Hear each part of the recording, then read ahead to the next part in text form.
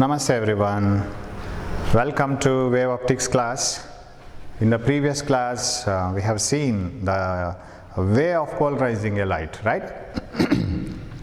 What is polarization, how to represent a polarized light, and how the intensity decreases when you hold an analyzer in front of. Analyzer is like a polarized sheet itself, and the name is analyzer, that's all. So how do we get the light and all, right?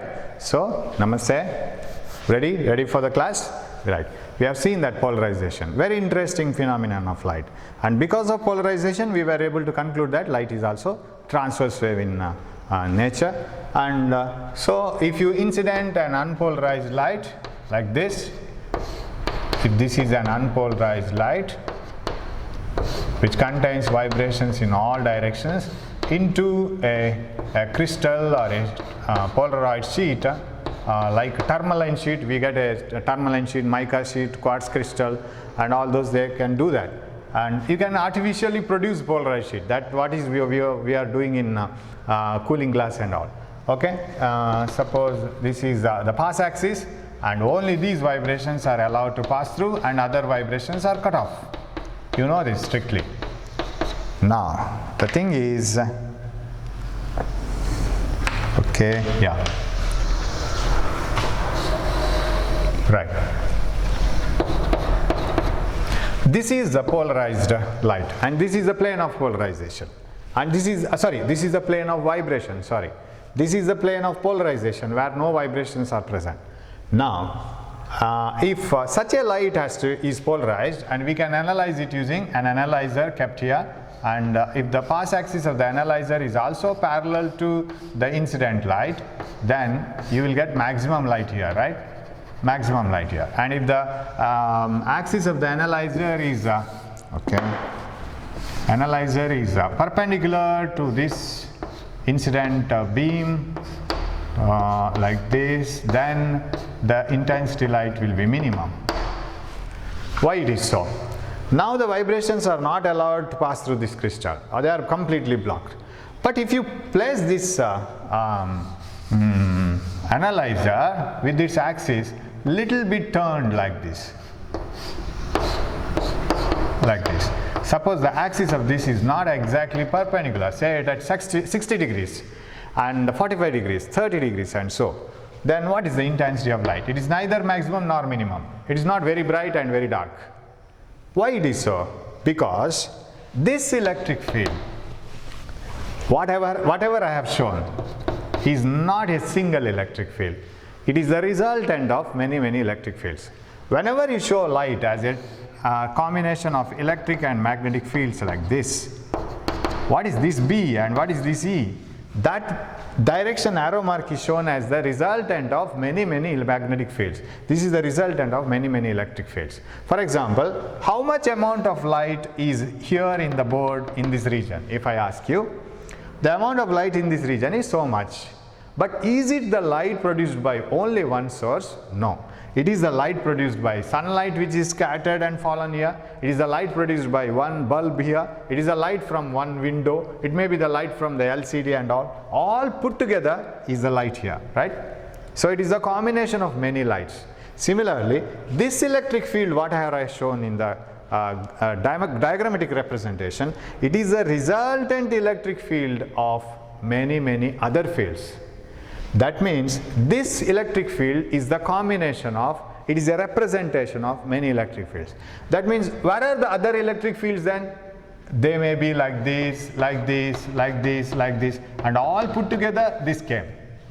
Best example is, if you observe a small food particle moving like this at a certain distance, it is actually because many ants will be carrying the food particle together. Collectively they are doing work, right? Ants are supposed to be very hard workers but not intelligent, right? Suppose here is a food particle which is moving like this. From a distance you feel that this food particle is pulled by all the ants in this direction. If you think so, you are wrong.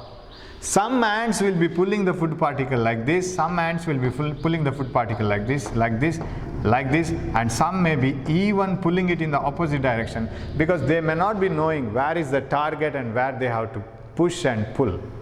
Some even may be climbing up the food particle and they will be enjoying. Actually, they are not enjoying. They are trying to push it, don't know where. So all these forces put together is this one. What is this force? This is the resultant force.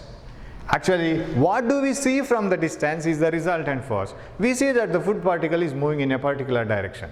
But individually, all the ants will not be pulling that food particle in a particular direction. So this vector is not a single vector. All the ants strictly are not pulling the food particle in a particular direction as we pull a cart in a festival, right? In a festival, how the people will pull the cart? They will try a very big rope, thick rope, and they will start pulling it in the same direction, so that effectively it gets added up, so that effort needed is less. Whereas here, the ants are not so intelligent. They will be pulling in different directions and even in the opposite direction. Finally, the food particle will move like this. Actually, these opposite direction forces are of no use, and even the perpendicular direction force is a waste. So the food particle will be carried somewhere else then finally. Okay, this is and can I call this as the resultant? And these are all components. What are components? Components are the set of vectors whose sum is the final vector. So any vector is the resultant of many vectors, right? If a boat is moving in a sea in some direction, means it may be because of that resultant force is because of the weight of the ship, weight of the boat, and the force given by the sea waves, and the force given by the fishermen, everything added. Finally, we will get the resultant. Similarly, I have shown this electric field as like this, but that electric field is not a single electric field. It is the combination of many other electric fields. Electric fields may be like this, like this, like this, like this. But remember, whenever you get the component, suppose this is the food particle, and the food particle is finally moving in the resultant force like this. If the resultant has to be in this direction, then out of all the components, most of the components must be acting very close to this. Resultant is always in the direction of in the direction of the most of the forces. And whatever the forces which are acting in this direction must be weaker, otherwise the resultant would have been like this. So in what direction most of the stronger forces exist, in that direction resultant force exists. That means you will never get any force like this, or in short, in physics, if I want to say, if a main vector has to be split into component vectors, you can have components like this. You can never have a component like this, because a component existing like this will never will give you a resultant like this. All the components which are existing in this direction, in this direction, in this direction, all these put together can produce this resultant. But if there is a force like this, it will never give you a resultant like this. A vector can be split into many components. A vector may be the resultant of many components, and those components cannot be in perpendicular direction. We take components of vectors, right? Suppose this is a vector, and if this is x-axis and this is y-axis, we take the component of this vector A as, if this is theta, A cos theta, wherever is theta, and A sin theta, correct? We take it like this. Suppose this is A cos theta and this is A sin theta. Now try to get the component of this vector along the perpendicular direction to this. Not possible. What happens to A cos theta and A sin theta? So try to get the component of this vector along the perpendicular vector direction. A cos 90 becomes 0. A vector will never have its component in the perpendicular to it. What I try to explain here is very simple. Suppose this is the electric field which you have shown, like this, like this, like this. Sir, what are these electric fields? Let me explain it like this. And all these things are needed for your knowledge, not for the exam. As soon as I say that, don't shut your brain off, keep it switched on. If this is the electric field, what is this, sir? This is the representation of all the things, all the different electric fields. Then ask this electric field, you are the representative? Yes, sir. How many of you are following it? How many of the electric fields are following you then? Sir, there are many electric fields. There is an electric field like this. There is an electric field like this. There is an electric field. But there is no electric field in the perpendicular direction. Any vector cannot have component in the perpendicular direction, right? Best example I can give you that you can't have a component in the perpendicular direction. You find it difficult to walk upstairs, right? When you move upstairs, when you move totally like this, you feel tired. So when you move from here to here, you get tired. But you don't get tired when you walk on the ground. Why? Because when you move up through the stairs, you are going exactly against gravity. You are doing work against the gravity. You have some force which is opposing you. You have to do an extra work against that force, and you have to do the job, right? Whereas when you are working like this, the gravity is like this, and your motion is like this. This gravity has no component in this direction. So gravitational force has nothing to do with your direction of motion. So you need not have to worry about the gravity. You need not have to lift your body against the gravity. You are just moving on the same ground, and gravity doesn't disturb you. So this gravitational force, its component along this direction is 0. Component of gravitational force along this direction is 0.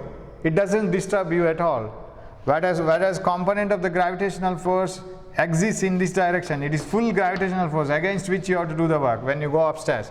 But when you are walking on the ground, gravitational force exactly acts vertically downwards, and it doesn't disturb you at all because you are walking on the ground. You are not going against the gravity. So what is the work done? The force that is disturbing you, nothing. Component of the gravitational force along the horizontal direction is 0. It is very difficult to lift a very large sphere is given to you, say. Very difficult to lift the sphere, but very easy to roll it. If you want to lift a sphere, it is very difficult because you have to do the work against gravity. It is very easy to roll it like this. You can roll it easily because when you roll it, gravity pulls it down, but it has nothing to do in this direction. Gravitational force has nothing to do with your motion like this. So you can easily push it, no problem, because the component of the gravitational force doesn't act in this direction. It acts only like this, like this, like this, like this, but it no component in the parallel direction to the ground. Okay, if you still have doubts regarding this, you just ask me. You know the number, right? So, where we are now. So this electric field, which is a representation of many electric fields, will have its components. If you ask this electric field, it will say, sir, I am only the representative. I have to represent many electric fields, sir. Where are your friends, right? Sir, there is an electric field here.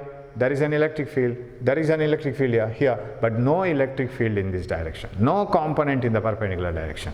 And the sum of all these pieces has made this electric field. There is an electric field like this, there is an electric field like this, there is an electric field like this, but no electric field like this and like this, not possible. And the sum of all these, vector sum of all these has given to this electric field. Now, when you turn the analyzer, I'll rub this again and again, I have to draw it.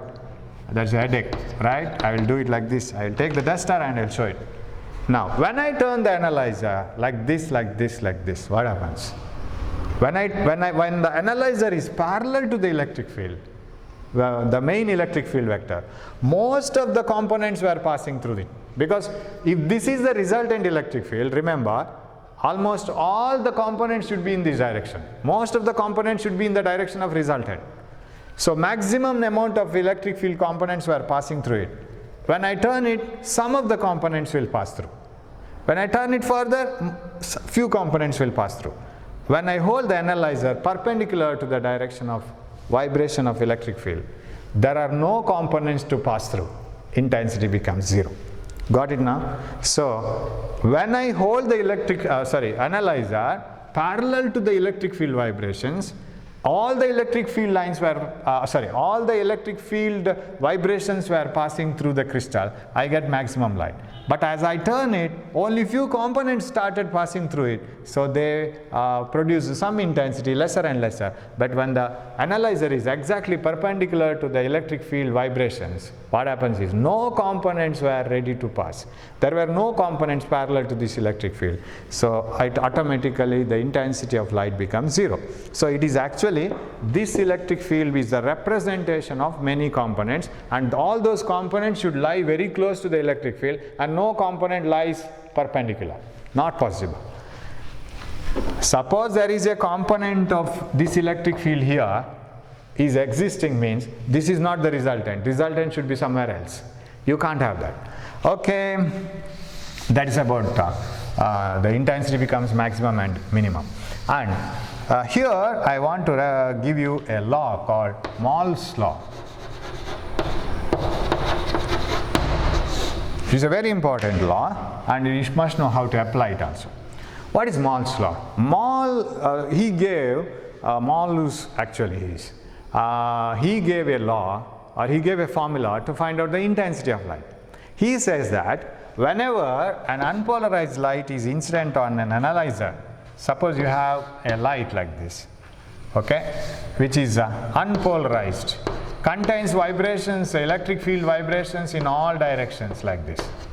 And if it is made to fall on an say polarizer, this is a polarizer and is made to hit here. This is the pass axis. Now what about the intensity here? Of course intensity reduces because we have lost many electric field vibrations, and electric field will contain only vibrations in a particular plane. He says that if I is the intensity of the incident light, then this intensity here I will write it as I naught, not I naught. Okay, I will take it as I naught. This is I by 2. Of course, this is not the law. So intensity of light coming out of any polarizer, any polarized light, after getting polarized, is reducing to half of the original intensity. So when unpolarized light is incident on any polarizer, the outcoming intensity will be 50% of the incident intensity. So I naught is I by 2. Now this law comes. How? If you hold an analyzer, now the question comes, how is the angle of the analyzer compared to these vibrations, theta? You might have hold this analyzer like this, right? You might have hold it like this way also. If it is held like this, then the vibrations are like this and it is making an angle theta. Now what is the intensity of light? What is the intensity here? Depending on the angle theta. So if a polarized light is incident on an analyzer, then the intensity of the outcoming light depends on this angle. We know it, right? If it is exactly 90 degree, no light. And if it is parallel, maximum light. If it is at 30 degree, neither maximum nor minimum. So intensity of the light coming from out of an analyzer inclined with its axis inclined at an angle theta is I is equal to, so I will call this as incident, and I will call this as incident by 2, right? Incident light of the unpolarized light, intensity of the unpolarized light. This is the intensity after coming out of polarizer, which is incident on the analyzer at some angle. The intensity of the outcoming light, that is what I call I. So intensity of the outcoming light out of the analyzer, I is equal to I naught, that is incident light, to the polarizer, not that incident light, this one, I naught cos squared theta. This is what is Malus law, right?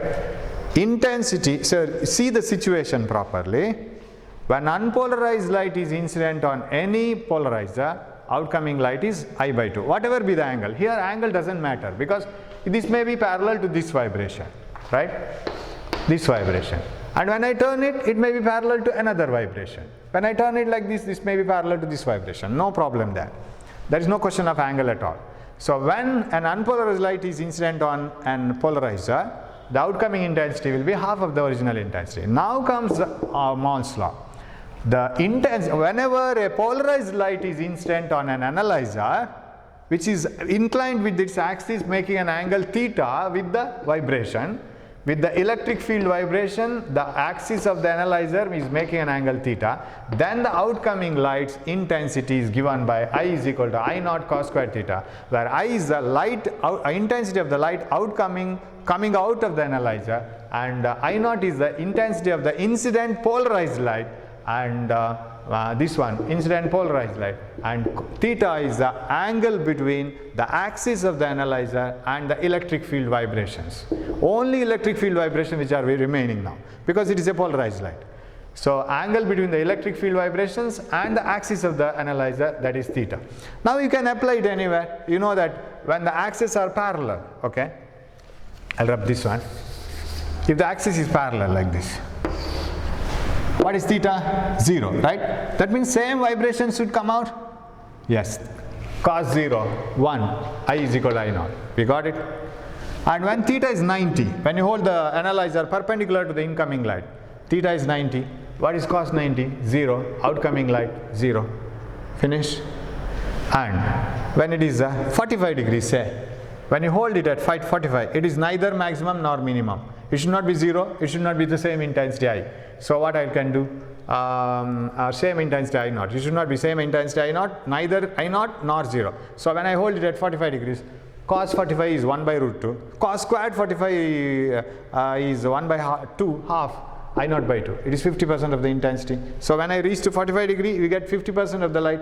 When I go to 90 degrees, 0%. So this formula gives the intensity of light. So the statement itself is Malus law. The intensity of light, whenever, you can start it like this. Whenever a polarized light is incident on an analyzer, whose axis is making an angle of theta with the vibrations of the electric field, then the outcoming light of the analyzer is given by I is equal to I naught cos square theta.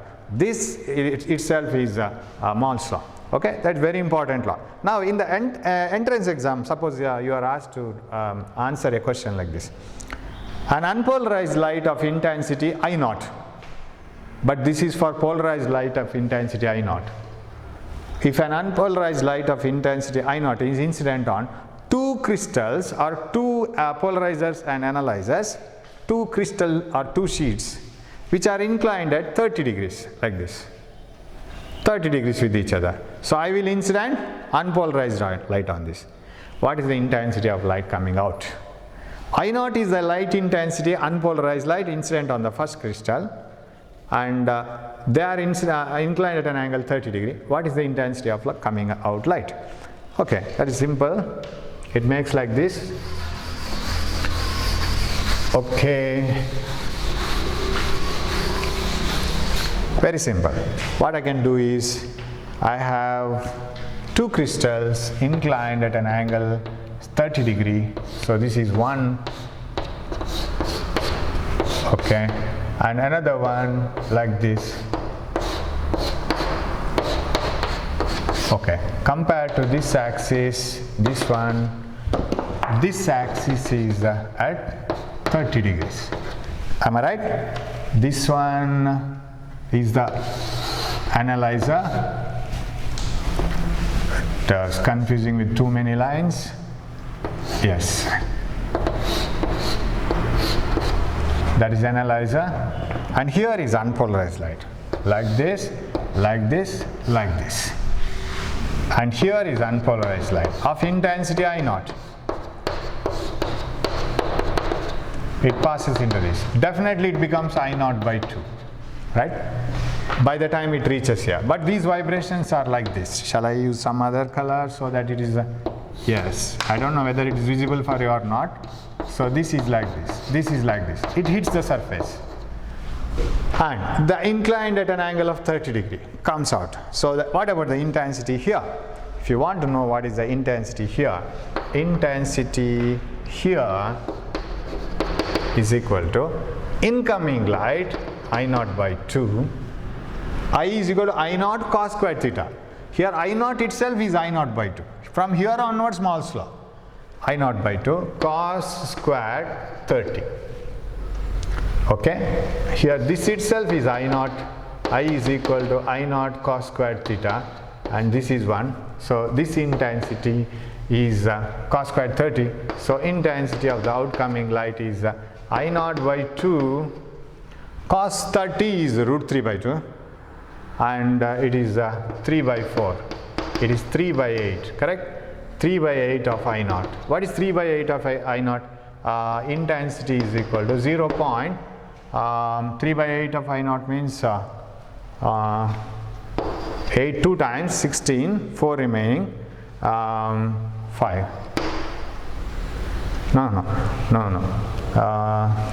8 3 times 24, 6 remaining, 7 times 8, something like this, I naught. Okay, if this is the answer, correct. 8 5s are 40, 4 remaining, 8 7s are 56, 60, 30, yeah. Now, suppose the question is like this. What is the intensity of light? It is 0.375 of I naught, that's all. What is the percentage of light coming out? Only 37.5%. Because I naught is 1 I naught, right? This is 1 I naught. What do you mean by 1 I naught? 1 I naught means 100% light. And after coming here, 50% light. 0.5 I naught. 0.5 I naught. After coming out, 0.375 I naught. 37.5%. So in percentage wise, if it is asked, you can do that. So that is Malus law statement and small problems, especially for entrance exams.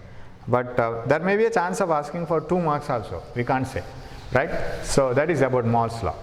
And another thing is about production of these polarized light. How can you produce polarized light?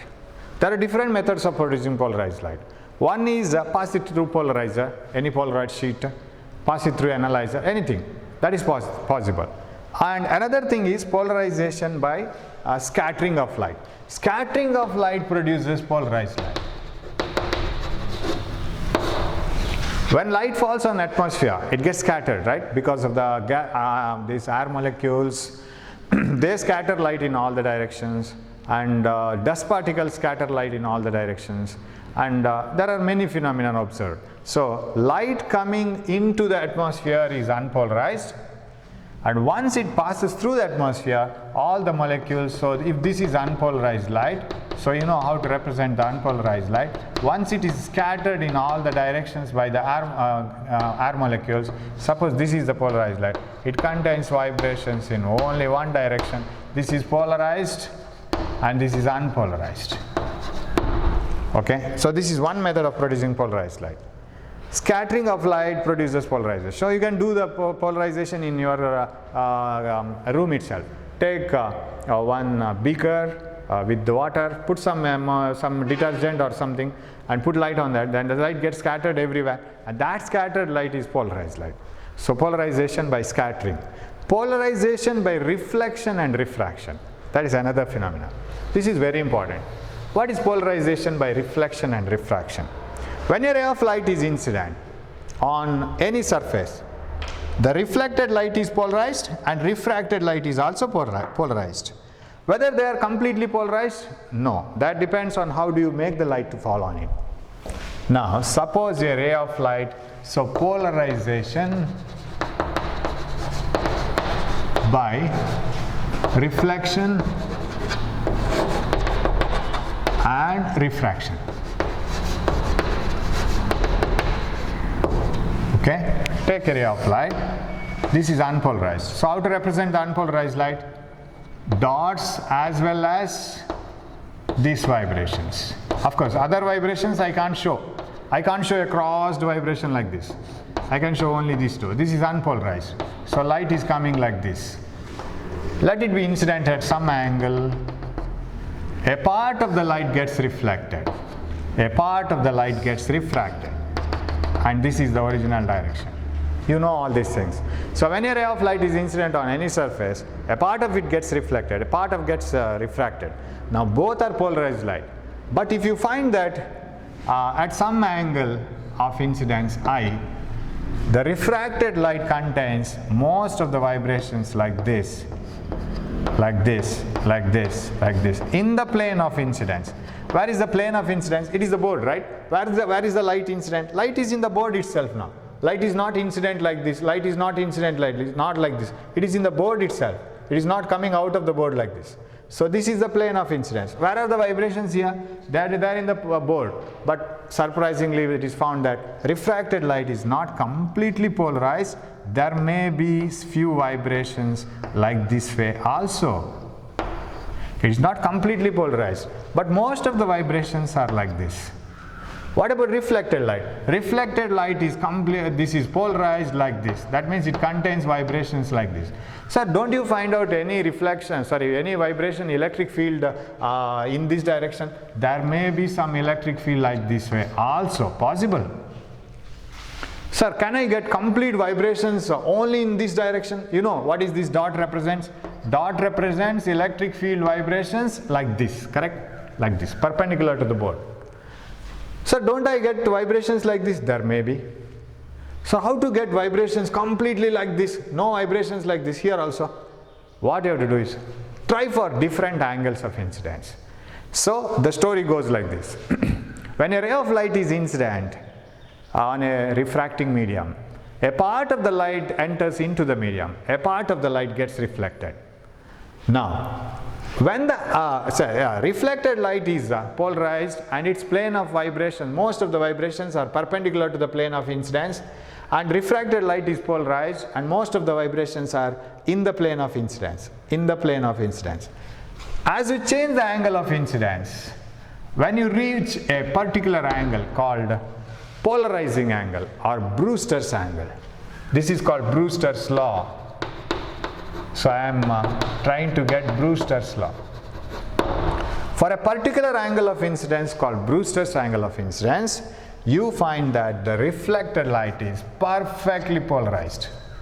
What do you mean by perfectly polarized? There are no electric fields in this direction. No electric field like this.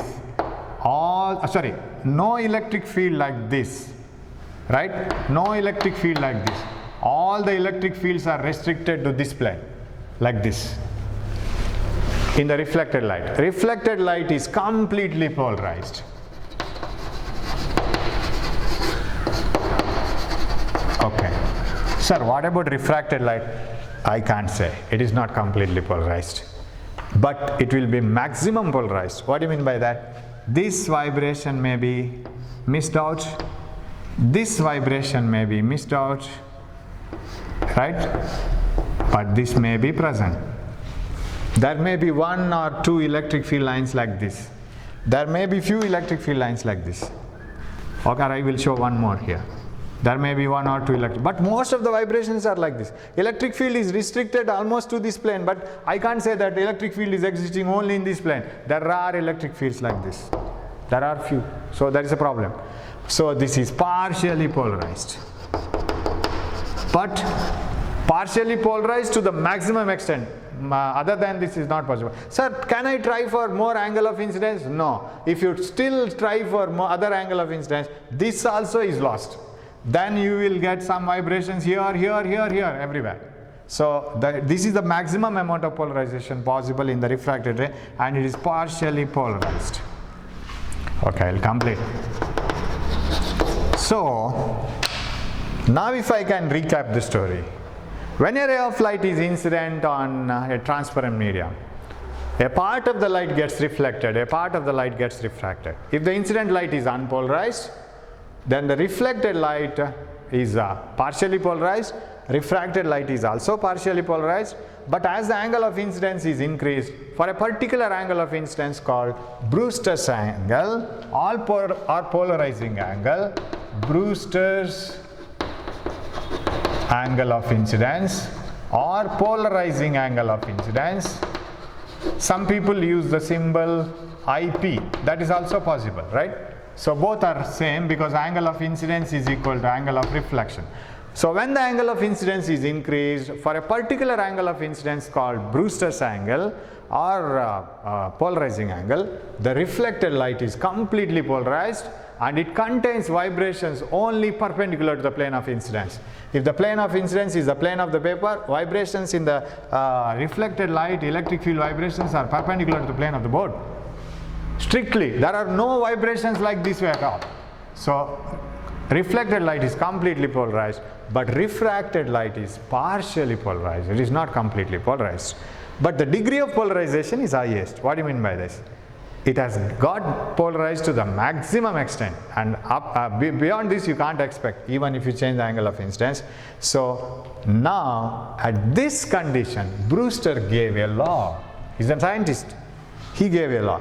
At this condition, he says that the reflected light and refracted light,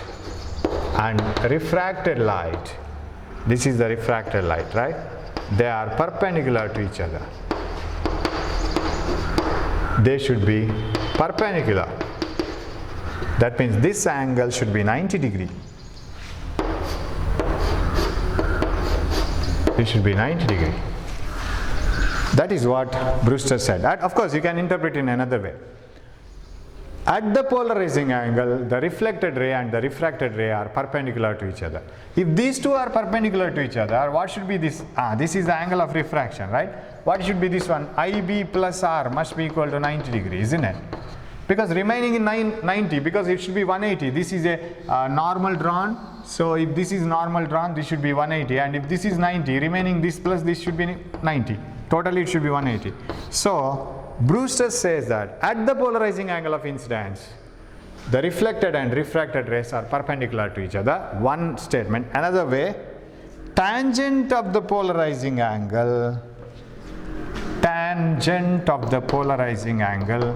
is equal to refractive index of the medium which reflects light. That is another statement. Tan of IB, if you get, you will get the refractive index of this medium. Remember, refractive index, ratio of the sine of the angle of incidence to the sine of angle of refraction, or V1 by V2 and all, right? So tangent of the Brewster's angle or polarizing angle must be equal to refractive index of the medium which reflects light. The medium which reflects light is this one. Its refractive index is given by tan IB. Now here you may get a 3-mark question. State Brewster's law and explain it and obtain the expression for Brewster's law. Now let us assume that IB plus R is 90 degrees, and then we will prove that it is true. Now how to do that? You have to draw a diagram, but remember, diagram should be very perfect. You can't have vibrations like this way here and dots here. Not possible. It is strictly restricted to the same one. That means reflected light always must contain vibrations perpendicular to the plane of incidence. And refracted light must always contain vibrations parallel to the plane of incidence. And there may be few vibrations here, but here strictly no other vibrations. So when a ray of light is incident at the Brewster's angle, the reflected light is completely polarized and refracted light is partially polarized, but degree of polarization is highest now. You can't have a polarizing polarized refracted ray better than this. Now at that moment, reflected ray and refracted ray are perpendicular to each other. Now tan IB is equal to N. How to get this? Shall I write this? Rub this? I'll rub this now. Here I will write it. Now tan IB is equal to N. How to prove it? Let us take this first. IB plus R is equal to 90 degrees. IB plus R. At the polarizing angle, the reflected ray and the refracted ray must be perpendicular to each other. We will take that part first. Okay. And we will apply Snell's law. You know, N1 sin I is equal to N2 sin R. You know it, right? Here this is R, say. 1 sin I is equal to N sin R. 1 sin IB is equal to N sin angle of refraction. This is the angle of refraction. 1 sin IB is equal to N sin R. What is IB here? IB is equal to 90 minus R, right? So what is sin 90 minus R here instead of IB is equal to N sin R. Okay.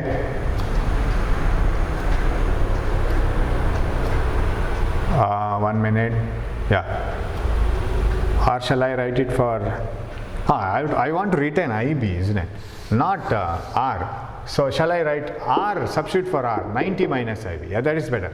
Sin IB is equal to N sin 90 minus, because I want to prove that tan IB equal to N, polarizing angle.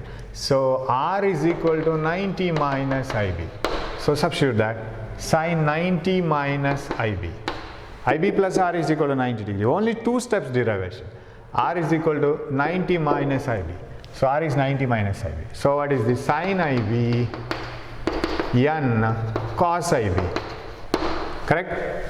Sin 90 minus IB is cos IB. Put it here. What you will get? Sin IB by cos IB is equal to N. Tan IB is equal to N. Very simple. Very simple logic. So statement, explanation, and small derivation. So what is Brewster's law? At the polarizing angle, tangent of the polarizing angle, tan IB, is always equal to the refractive index of the medium which is reflecting light. And all these stories, at the polarizing angle, reflected and refracted lights are perpendicular to each other. First story. Second story, reflected light is completely polarized and its vibration is perpendicular to the plane of the figure. And refracted light is partially polarized. Most of the vibrations are parallel to the figure. Correct? And this should be maintained always when you draw the diagram. This is very simple, at the same time very, very dangerous. If you go wrong here, you will lose much of the marks because they have weightage. Okay, so the things you have to remember here in the Brewster's law are, one is, if I can recap it like this, the things that you have to remember, one is this one. This is unpolarized light, like this, and a part of the light gets reflected, part of the light gets refracted. Reflected light is completely polarized like this. This is Brewster's angle or polarizing angle. This is angle of reflection, same as this one, and this is angle of refraction, but here the vibrations are mostly restricted here, but very few vibrations here. There may be few vibrations like this. And N is equal to tan IB. One important equation, IB plus R is equal to 90 degrees. Another important equation you have to follow here. And another one is, if this is the original direction of the ray, if the medium was not present, the ray would have moved like this, right?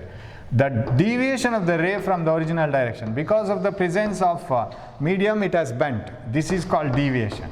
So how can you write the equation for deviation?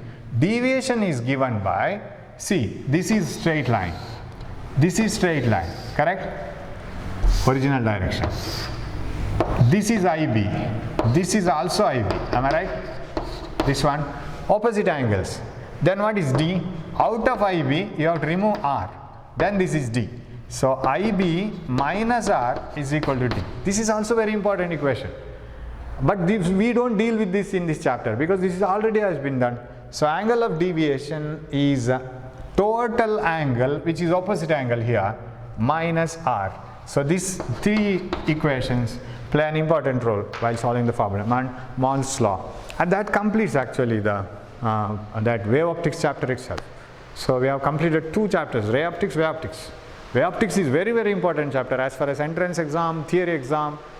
But important parts in this case are that beta derivation, very, very important in interference. So keep practicing all these things. Shall we meet it in the next class?